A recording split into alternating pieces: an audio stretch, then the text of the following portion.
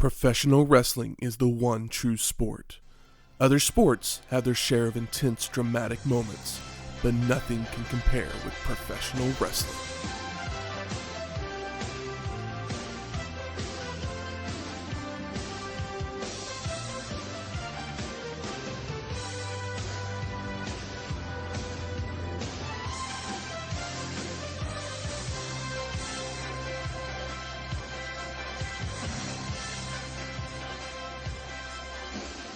Welcome to Wrestling History X, where three friends come together to talk about the stories behind the matches. I'm Matt. I'm Mikey Mutoh. And I have a dangerous mind.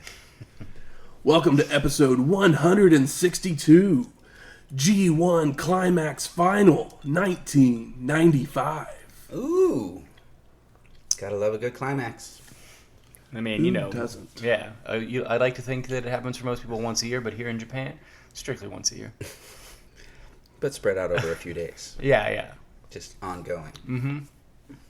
This is the fifth annual G1 Climax. It would take place between August 11th and August 15th, 1995, all at the Rigoku Gogugikon in Tokyo, Japan, Sumo Hall. with an attendance around 11,000 people every single night. Nice. Take It's that, hot. Philly. Your 1,150. It's a much smaller tournament than it is today. Yes. I think it's eight-man round robin. This year, there was only 8 participants, which they broke into 2 blocks of 4. So they did have the block system. The A block consisted of Masahiro Chono, Ric Flair, Shiro Kushinika, and Keiji Mutoh. While the B block was Shinya Hashimoto, Scott Norton, Kenzuki Sasaki, and Hiroshi Tenzan. And each round robin matchup, so each block would face the other 3 opponents in their block. If they won, they got 2 points. If there was a draw, it was 1 point, and a loss was no points. So that's how they would determine who would move into the semifinals and finals of the... Being between the the 2 most point-having guys. Yes. In each block. Pretty sure that Scott Norton just showed up on a New Japan show or is about to, and I was like, that's fun to hear, but I have yet to watch it. Like it modern day? Yeah, showed like up? yesterday as of this recording. Oh, wow. Oh, and if it's not that one, then it's the next big show they have coming up. It's one of the 2. I'm not sure. Really? Yeah, but I heard him that he was going to be in one of the like multi-matches or whatever, and I was like, Scott Norton, weird. Huh. Very interesting. Yeah, so that's kind of neat, because I was wondering, where's Scott Norton? I know we've seen him a good amount. Well, we're about recently. to see a lot more of him after this show. He starts showing up in America a lot more for WCW, so... We'll be Nortoned out in no time. Exactly. But we are in Japan. We are. What deliciousness did Shane bring us this week? Well, here we are in Japan for the G1 Climax. So, as I've been doing for the last couple years now, taking us on a food and beverage trip around the globe. I don't even remember what the last thing I brought from Japan was, but I'm sure it was something food. I think it was some like seared tuna or something of this sort. Oh, yeah. Actually, yeah. No, it was good. I was just listening to the Super J or Best of the Super Juniors or whatever the hell it was just the other day. Sounds about right. Yeah, had some seared tuna. So yeah, we brought a little cocktail this time. I looked up some signature Japanese cocktail recipes, and the one at the top of the list just caught my attention because the picture of it was pretty, and it sounded kind of flavorful. The show itself took place in August. This is something that seems like it would be fitting for a nice summer day. Sipping on a nice cold beverage. This one here specifically is sake with some gin, some grapefruit juice, a little bit of grapefruit flavored sparkling water. It calls for fresh ground ginger, but I saw you had a little sprig of ginger in the freezer there, so I didn't actually grate it. I just took a spoon and rubbed a little bit off of there so I could get just a little sprig of ginger. I think you could use a little more so you can get that full ginger punch to it. Yeah, the ginger punch I think would definitely help. Yeah, this. maybe I'll grab the microplane here in a second. Top you guys off. Perfect. But yeah, I mean, flavor-wise, it's good. The alcohol isn't too strong, at least not for me, anyways. No, grapefruit does a great job of hiding clear liquors. Yeah. Definitely. It calls for, I don't know, I had to learn more than I thought I knew about sake trying to make this drink, because it calls for a specific kind. Did it call for unfiltered, the cloudy stuff? Yes. Okay, yeah. I can't remember what That's the hell good. the word for that is, though. I'm not sure either. I'm not a sake connoisseur, but the cloudy stuff's good. Well, it said the cloudy stuff, and then it also mentioned the clear stuff. I ended up having to get the clear stuff because the cloudy kind, the only one that they had was a coconut flavor. Oh yeah, and you're And like, I I didn't don't figure want coconut and grapefruit would be the best combination. It could be, but then you add the ginger to the mix, and you're like, I don't know. Yeah. Seems like a little You much. put the lime in the coconut. You don't put the grapefruit in the coconut. No. But I mean, shut up. Makes perfect sense. Hey, Harry Nielsen was just telling us how to make cheers drinks. to that, Joe. Yeah, ain't too bad. I'd make another one again just to see if it tasted better with the extra kick of fresh ginger. Yeah, the color is nice. It's got a spring, like cherry blossom vibe. But yeah, It's nice the picture and that pinky, caught my peachy. attention. I mean, it looks so nice and beautiful with its That is a pretty picture. garnish of ruby red grapefruit and rosemary. Oh, yeah. I was looking for grapefruit, but apparently they're extinct right now. So R.I.P. grapefruit. yeah, at least at Target.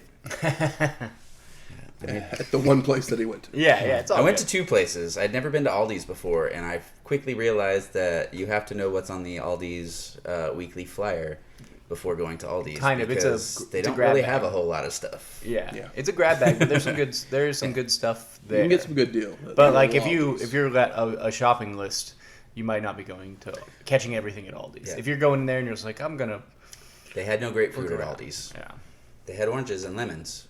They had no limes or grapefruits. not So quite the same. that's the grapefruit sake cocktail. Yeah, I'm gonna call it the grapefruit blossom. We're gonna call this the almost a climax. I don't know. All right. Not quite a climax. Okay. Well, something that would happen right around the same time as this show, Dangerous Minds would be released to theaters the very next week. The whole world would be spending Most of their lives. most of their lives living in a gangster's paradise. Yes. For all of '95, the song was huge. You know, I've never seen the movie. Really? I had the Grammy nomination Really? CD, and that song was on there. And then, of course, this song was absolutely inescapable. And then Weird Al got his hand on it and made it twice as inescapable. Thank And you. even better. You think so? I think so. It's one of the best Weird Al songs, but I agree. Yeah. I would prefer just to probably listen to the Coolio version at this point in my life. I mean, I watched Coolio perform it on many an award show. I got to see You probably Weird did it on Al All That? perform it I got to live. see Weird Al perform it live Couple as years well, ago. which, if you've never seen Weird Al perform live, Go. it's worth every penny. Go. It's fun as long as you don't hate him. I've seen him, like, I think maybe twice, and it was a good time. It's worth every penny. Yep. It was a great show. I saw Dangerous Minds opening weekend in the movie theater. Still, like, mine's kind of blown that Michael hasn't seen Dangerous Minds. This feels like Yeah. your kind of movie. I mean, but it's not really off the wall, quirky. Yeah, but I mean, I like plenty of serious shit. It's just one of those things where it's like, oh, do I go back and watch the movie where of the white teacher in the hood? Is that how does that hold up? I mean, you know, There's plenty of it's those kind of Yeah. movies. Oh, yeah, And for what sure. she teaches you in this movie is life is about choices. You have a choice. You can either watch Dangerous Minds or you not. cannot. Yeah. Yeah. I'll have to throw Dangerous Minds on sometime. There's the whole Dylan challenge as well, which you'll only know about if you watch Dangerous Minds. Well, don't spoil it. No spoilers here. It has been a while since I've seen it, but I remember... Was when the movie bigger than the song, or is the song bigger no, than the song was movie? way bigger than the... Yeah.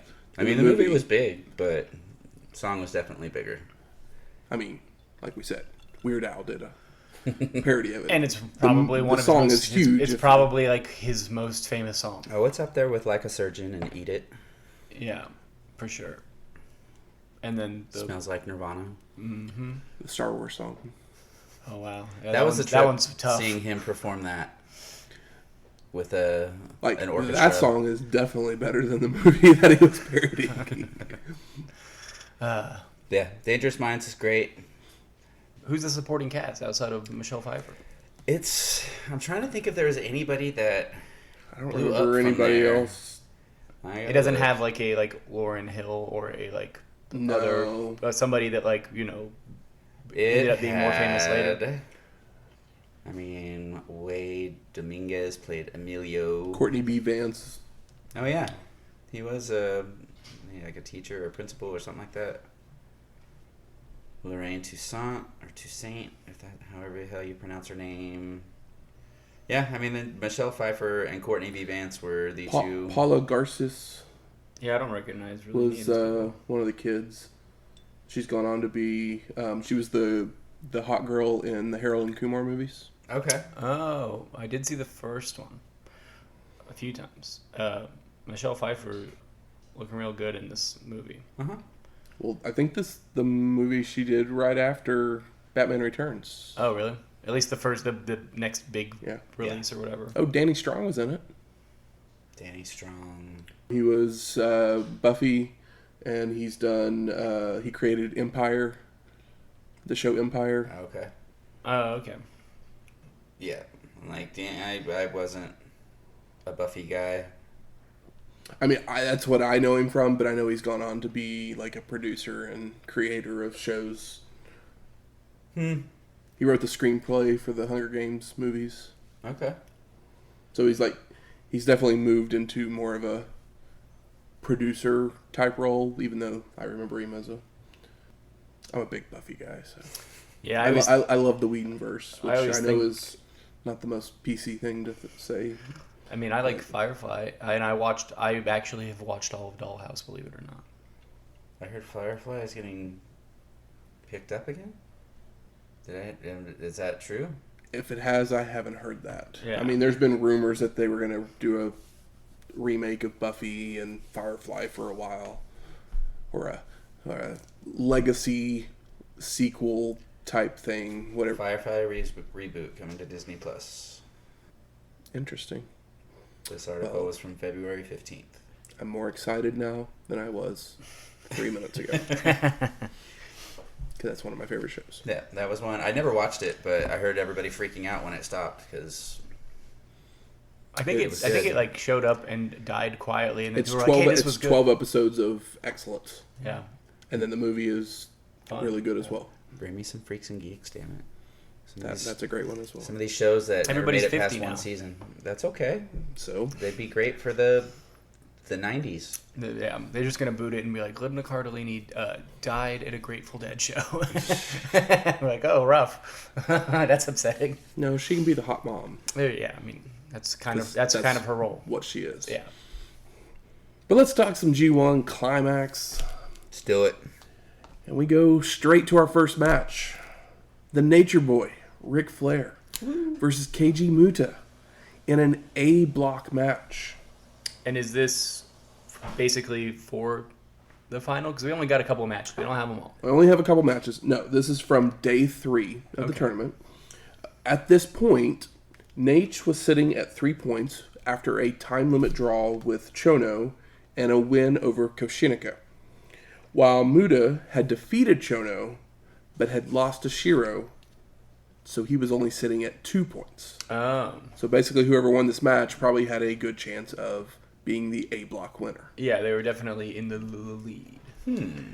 This match also got English commentary. One of the few matches on NJPW World that they've gone back and added some. Kevin Kelly and Mark Warzeka did the commentary for this. And it's tradition. When they have English commentary on one of these shows, I am unable to watch it. That is kind of tradition. Either for technical purposes or my own stupidity of clicking the wrong one. But the last time we saw Muda was at Slamboree 95, episode 152.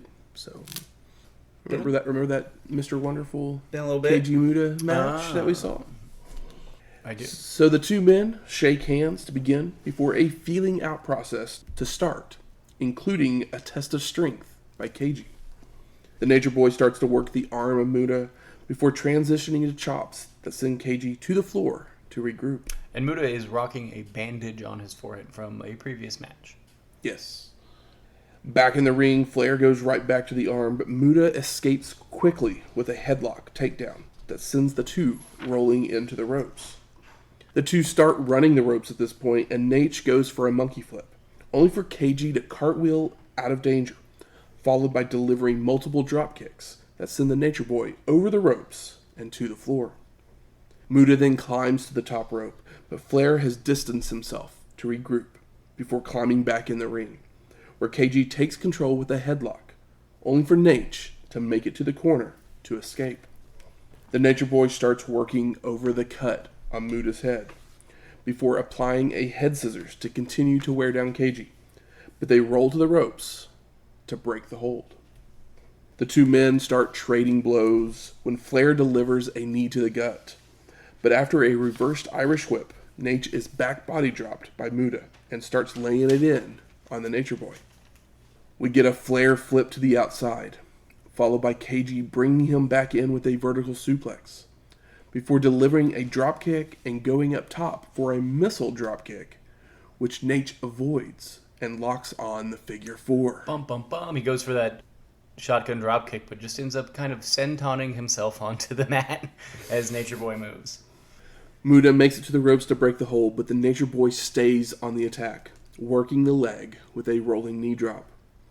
Flair then heads up top, only for Keiji to meet him there, bringing Nate down with a superplex, which seems to have busted open the stitches on Mutoh's forehead as blood begins to stream down his face. Yeah. Sure does. Keiji fires up with a handspring back elbow, a bulldog, body slam, and heads up top for the moonsault, only for the Nature Boy to avoid. Flair starts in with the rabbit punches to the forehead, causing the blood to flow even more. It's gruesome. It's getting into Mutoh's eyes, so he just starts swinging wildly. Flair continues with more rights and lefts for several 2 counts, delivers another rolling knee drop before working the leg again with a shin breaker and applying the figure four once more. But Keiji turns the move over, causing Nate to release the hold. The Nature Boy then goes right back to another shin breaker and looks to put the figure four on again, but Mutoh cradles him up for a near fall. And Mutoh is completely drenched. There's a really gross part in this match not too long before this figure four where there's so much blood running down his face that like there's been enough into his mouth that he spits just Red like mist. just pure red out of his mouth, just like a blood loogie. It's really foul. Poor guy. Hey. The two fight over a hip toss before Keiji transitions into a backslide for a 2 count, followed by Flair telegraphing a back body drop, which Mutoh counters into a small package for a near fall.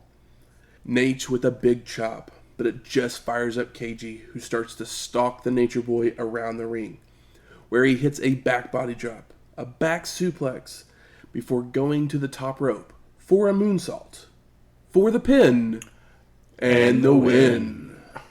The blood awoken the beast. What's the correct word there? I believe awoken. Okay, cool. You got there. I got there with a little help from my friends. Blood woke. I'm excited to see this match. I would suggest it for sure. I mean, that's something that stood out over time is Flair and Mutoh. It's hard for them to put on a bad match. Yeah, and this one's got the, of course, extra drama of blood and it being a tournament, so the win is important. Flair's here in Japan, Mutoh's at home, and there's a real fun spot where Mutoh's just covered in blood, and I think it's after the superplex where Nate is just doing the beg off or whatever, and Mutoh just looks at him and shakes his fingers like, nah, buddy, it's fucking on. You're not pulling. Yeah, we've done this too many times. Well, we go straight to our second match. Shinya Hashimoto versus Keiji Mutoh in the G1 Climax Final. Dun, dun, dun. Kind of a bummer that we don't have more of these matches because, for the most part, our 8 men are guys we all like and enjoy seeing matches of. But, we got a Flair and a Mutoh, and we're going to get a Shinya and Keiji. So if you had to pick, maybe those are the ones. It's like, it would have been nice to get a Chono match, but hey, it's Mutoh's year, it looks like. That's right. So after the block matches, they did have a semifinal, and the two semifinals was Shinya had defeated Chono in that semifinal, while Mutoh had pinned Scott Norton to advance. Oh, that's a big pin, because Scott Norton's got at least 40 pounds to be nice. Absolutely. Means Flair did not make it to the semifinal. No, because of the time limit draw that Flair and Chono had. Yeah, which still saves Flair. But then Chono had the win over Mutoh. They were tied in points, but Chono had the win over the highest ranked person, so he advanced to the semifinal. Okay, yeah. Makes sense. So Flair didn't have a bad showing. No, not at all. I mean, he tied with one of the aces of the company and lost to the one that seems to be getting the push this year. So this match would begin with lots of mat work, when Keiji would come off the ropes, ducking a roundhouse kick from Hashimoto, trying for a spinning heel kick of his own, only for Shinya to catch it and apply an ankle lock, but Mutoh makes the ropes. We get a dragon screw leg whip by Keiji and begins to work the leg of Hashimoto, including an Indian deathlock. Shinya escapes by making the ropes and rolling to the outside. But once he's back in, Mutoh goes for the leg immediately, only for Hashimoto to block him and begin to work the arm of Keiji. I mean, the legs are the most important of Shinya. He's got low center of gravity and the hardest kick this side of the island. I don't know. Japan's an island. Series of them. Shinya starts up with those stiff kicks, but Keiji catches one and turns Hashimoto over into a single leg crab and more leg work. Spinning heel kick, flash elbow by Mutoh, followed by an ankle lock, which Shinya grabs an arm to work at the same time. I mean, obviously the crowd, super hot. This is the final, but I'm curious to what the crowd reaction was in the Flair match, because since I watched it with English commentary, the crowd noise is muted. I almost went to watch the Japanese version to see how the crowd with was all the as well. with all the blood, and Ric Flair's not sleepwalking through that match or anything. So, but I mean, obviously, since this is the final, these are the two of the big boys. So, I mean, these are probably the two biggest stars in New Japan at this point, outside of like Chono. Yeah. And I feel like Chono's already kind of had his run. He was kind of the first of the three to get like a run that like cements him. Absolutely. Back to their feet, Keiji fires up with some headbutts and chops before delivering a handspring back elbow and a bulldog. Mutoh goes for a suplex, only for Hashimoto to block. So Keiji transitions into an octopus hold, but they fall over into the ropes. I mean, suplex and Shinya Hashimoto. It's like we're just lifting a boulder. Shinya with throat thrusts and chops before trying for a suplex, but Mutoh blocks and makes it to the ropes to break the hold. Now Hashimoto doesn't care as he hits a belly-to-belly suplex and a drop kick for a 2 count. He then starts to deliver stiff kicks and a spinning heel kick for a near fall. Shinya continues with a DDT for a 2 count.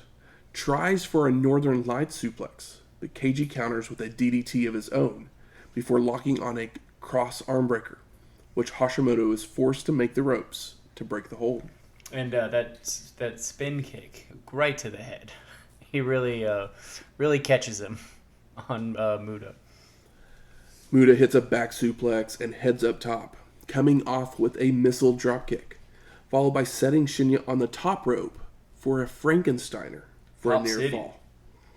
Keiji heads up top again, this time coming off with a moonsault, but Hashimoto has moved. So Mutoh lands on his feet, which Shinya takes him right down with a leg sweep. The Street Fighter leg sweep. He does it so well. The two start trading blows, with Hashimoto getting the advantage with his kicks, followed by a jumping DDT for the pin. And no, Keiji kicks out. It is wild out here, and Mutoh is busted open again. Go, Mutoh, go, Mutoh, go. Shinya goes for a vertical suplex, but Keiji tries to block, causing Hashimoto to lose balance and drop Mutoh on his head with a brainbuster, It's nasty. which I think was a botch. Ouch. I mean, Hattori checks on him, and it's he's checking on him. Yeah. He's looking at the man in the eyes, to see if he got his bell rung, which I assume he probably got his bell a little. Yeah, a little bit. Shinya then heads to the top rope, and he comes off with a diving headbutt, but Keiji rolls away to avoid. Mutoh then heads up top, coming off with a moonsault, but Hashimoto moves in time. And both men are just dead on the mat. The two men finally make it back to their feet when Shinya charges at Keiji, only for Mutoh to leap up to hit a Hurricanrana for the pin, and no! Hashimoto kicks out. Damn. Keiji goes to the top rope again, hitting the moonsault, but decides that it's not enough. I know, and he pops up for that so quick. He's just like, oh, well, I guess I got to do a moonsault. And I got to do it quick because he'll move. He goes and delivers a second moonsault for the pin and the win. Keiji Mutoh is your G1 Climax winner. Post-match, we get the trophies, the large ring check. jacket, the large check, Love a large check. all given out to Keiji, before a smaller trophy is also given to Shinya, followed by Hashimoto raising Mutoh's arm in respect. Keiji then takes the mic and makes a speech, but it's in Japanese, so I'm sure that he says, well, I tried hard. Yep. And Shinya was a nice opponent. as we fade to black. So I ask you, gentlemen, what are your overall thoughts of the G1 Climax 1995? I mean, both these matches were great. That last match was a real banger. Him having to put him away with two moonsaults. The guys obviously knowing each other well and avoiding big moves, throughout the match. And then the fact that he gambled to do a second one, and if it was booked differently, Shinya could have rolled and had the win because both men were pretty sufficiently beat up, and obviously Mutoh is pouring blood, so he looks more sympathetic or to be in worse shape. It's great. The crowd is going bananas, which always helps. Shout out the guy in the tie-dye t-shirt that just said "Stop Acid Rain." I thought that was fun and very 90s. Maybe that was a big talking point in Japan at the time, but I was like, that's a pretty sick t-shirt. But I mean, unfortunately, Shane had some internet issues, but Yes. I got no I mean, it complaints sounds like it's a outside good of. show. I wish I had a couple more matches. Would have been nice. Yeah, I was going to say that's my only take. Really, is it sounds like it was the two matches that you guys got to watch was great, and it just made you want a little more. Yeah, I mean they're both solid 20-ish minute matches that deliver and build the way that New Japan does best. You got the green mist swapped out for the blood rain. Oh yeah, or no, whatever. yeah, good point. He's not the great Mutoh here. He's Keiji Mutoh, but he still found a way to cover his face in red. So, I think these matches are very, very good and worth your time to watch if you enjoy good wrestling. But maybe it's because I've been spoiled a little bit by all the great matches that we usually see in Japan. But these didn't live up to the hype that I probably set in my head for when I saw, a Ric Flair Keiji Mutoh match or a Shinya Keiji Mutoh match. Yeah, it's for a final. I'm thinking, I'm getting a 10, and I feel like maybe I got like 8. a 7.5, 8. Okay. Like I said, really good matches. Still better than most wrestling matches. And maybe the day that I watched them, yeah, sometimes maybe that makes I a just difference. wasn't in the mood or whatever. Who knows? Yeah. Also, Because lack of literally, context with the literally other matches. going over the matches, I was like, That was good. these matches are really good. Yeah, But I remember watching them and going, they're good, but I don't know if I love them. When my notes are filled with exclamation points and parentheses that say things like, like nasty or sick. I know that I had a good time watching it, and both of these matches are littered with exclamation points and nasties and or sicks. So on the on the sick and nasty scale, it's both sick and nasty. Yeah. Good. Where's the smart marks at? There. All right. Fuck you. I think it's time we smark it up. I mean, with only 2 matches. It's like give it to Mutoh because we saw him wrestle twice, and he busted open and and we didn't see the initial head injury because he had the bandage for the Flair match. So I don't know if he juiced or if it was a legit injury, but he definitely wasn't worried about. I feel like he probably just juiced in every single match. In this one, I think that they was just so raw because they're so quick to each other that it's like, oh well, he's just gonna.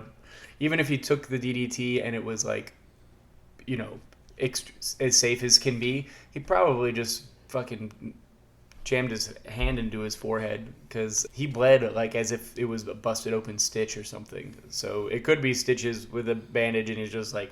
I mean, I feel like that it right open. Definitely by the time the Flair match happened, it was just stitched up and the stitches busted open. Yeah, and it's like, oh well, also you get 8 minutes into this match and your blood is pumping. It's not going to take much to get a good cut to. Yeah, because I mean the bandage stays on throughout the blood in both matches. It's pretty good. Some pretty good adhesive they've got there. But you would assume the blood would just loosen it up at some point. I mean, if that's the case, that Band-Aid may be the best performer. Yeah, good point. Yeah, they got the better Band-Aids in Japan.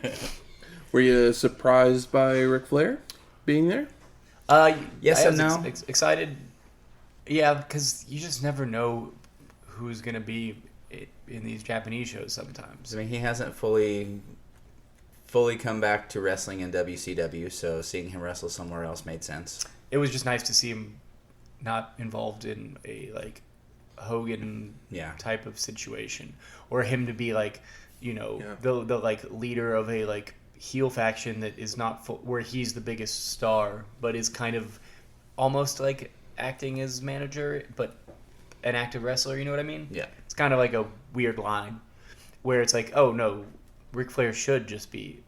We all know where he should be. He should be in the top 4 of WCW, but unfortunately, we purchased some. He is, but when he's on the outside, it's like Hogan's here, yeah, and I'm extending my arm as high as I possibly can, yeah, and number 2 is Flair, where my mouth is, yeah, like Flair / Vader, yeah. So it's like, oh well, I mean, when you're a distant 2, it's nice to see him over here where he can be a respected visitor that actually a wrestler, and they don't treat him as a joke or bury him or whatever. It's like, oh, he has a good showing against the guys that are the biggest stars in this country at a hot time for wrestling. So it's still absolutely fair the way that he is booked for the legacy of Ric Flair and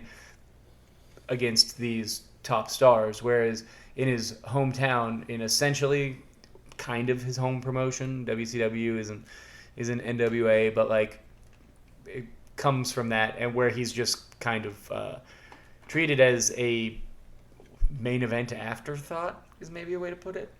I mean, everyone's a main event afterthought in WCW. Very good point. That's what I was meaning by my... Yeah.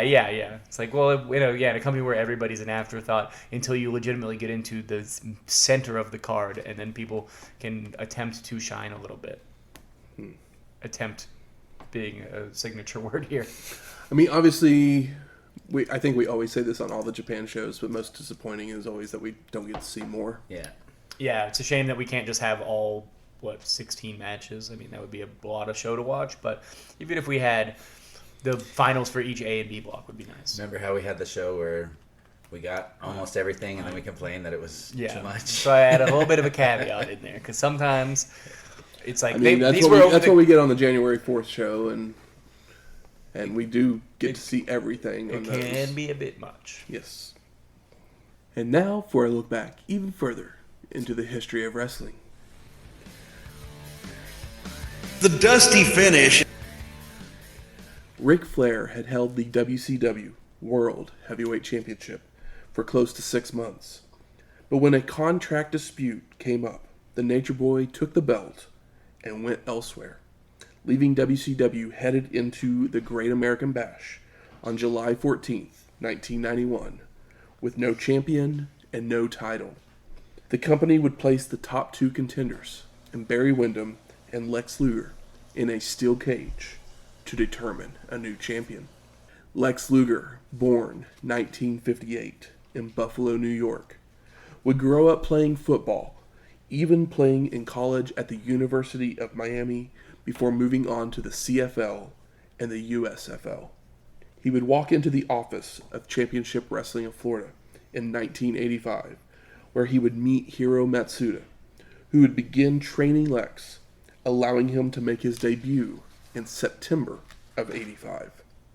In 1987, Luger would make his way to Jim Crockett Promotions, where he would become a member of the Four Horsemen and win the NWA United States Heavyweight Championship for the first time. Early in 1988, Lex would turn on the Horsemen, forming a team with Barry Windham to capture the NWA World Tag Team Championship. But only a few weeks later, Windham would turn on Luger to join the Horsemen. Lex would continue his feud with the Four Horsemen, challenging Ric Flair multiple times, but never being able to get the big victory. So Luger would turn his focus back to the U.S. Championship, winning it and becoming the longest reigning champion of all time. Lex would use that reign as his way back to the World Championship scene, as he would be called upon when an injury to Sting left the Nature Boy without a challenger in early 1991. But Luger would still not be able to defeat Flair for the title. Luger would become the second WCW World Heavyweight Champion after defeating Barry Windham. He would then go on to feud with Ron Simmons and Rick Steiner until his good friend would ride the waves in to face him. Next week, SummerSlam 1995. Hey, Big Four. The heat is on. Face the heat, or something like that. I think it's Face the Heat. I think it's the second one, yeah. But yeah, Lex Luger is the U.S. champion. It looks the best on him with his big old American body. That's all. That's all I'm thinking. You're like, I mean, it's a good place for him. Yeah. I'll take him as a secondary champion or a tag champion or something like that. I'm just not crazy about him as my world champion. There's times where he's good, and there's times where he is not so good, and there's times where he's bad. But here in like the late 80s and early 90s, he seems like he's putting in the work. Unfortunately, it doesn't stay like that forever. No, definitely not. I mean, I remember that match with him and Flair being very good. It wasn't bad. And especially very good considering he'd only been wrestling for like 4 years or 5 years at the time. Music from this week's show is The Score by Emerson, Lake, and Powell. And Keiji Mutoh won our main event, so we play his theme music at the time. The Final Countdown. Fuck yeah. By Europe. Man, that song is pretty played out at this point, but I remember when it became a huge thing again. I think a lot of that had to do with Arrested Development. No such thing? You don't get... No such played out. Okay. All right. Now, what about Arrested Development, though? The Job or whatever used that song a lot in his like Magic Act. Oh, yeah, that's right. Yeah, and Gotcha. I think that's kind of how it like got one of the ways that it got brought back into the public consciousness. I mean, that was a long time ago, but that show's got quite a cult following. Never gone. Nah. My buddy used to watch this really bad early YouTube video. It was that he played thought a was lot. funny. The New Year's of Y2K. Oh, was it? Because, it was the final countdown to Y2K possibly happening and, wrecking the world that we were currently, then living in. I mean, I obviously remember Prince, 1999 being a big song at that point, but I don't remember Final Countdown. I mean, in the early 2000s, Bryan Danielson used it as his theme music as well, so... Smart. It is a great entrance theme. It very much is. But if you like this episode or any of our other ones, please go out there, rate and review us on iTunes, Stitcher, Google Play, or wherever you find your podcasts at. Give us 5 stars, 5 stars or no stars. Come on, don't waste your time. Don't waste your energy being a jerk. That's not how you should go through life. We're not going to read those. No. If you review us and don't give us 5 stars. Come on. Yeah. If you have any questions, comments, concerns, Recipes, food ideas, drink ideas, something from Pennsylvania. Because guess where we're going next? it is in Pennsylvania. Mm-hmm. But you can do those on our email at wrestlinghistoryx@gmail.com or find us on Twitter at WrestlingHistoX. That's Wrestling HISTO X. We'll talk to you next week. Ladies. Oh, wow.